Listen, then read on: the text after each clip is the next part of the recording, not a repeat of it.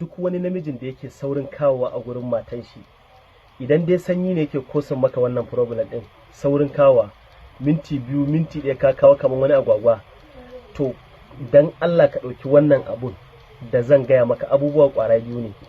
Idan ka haɗa su yadda na faɗa, ka bi ƙa'idan shi, kai sati 1 kana yi, insha Allah za ka yi min addu'a.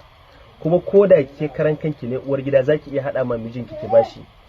Kada ki zo ke kina gyara, shi kuma mijinki yana nan lakab kamar an jika tsumma, yana ɓata miki shirinki ne wannan. 'Ya'yan kargo ake nema, 'ya'yan kargo a daka su yi laushi. Idan ba za ka samu ba, ka je gurin masu sai da maganin gargajiya wadda suke kusa da kai, ka ce su baka garin 'ya'yan kargo.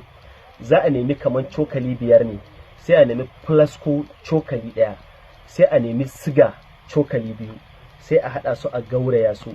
In ka ga dama ka dinga sawa a shayi ko a madara ko a kunu ko a ruwan Lipton kana sha. In ka ga dama ka saka a tafin hannunka ka dinga sha. Idan an sha ruwa ka ɗan sha kamar rabin cokali, da asuba ka sha kamar rabin cokali.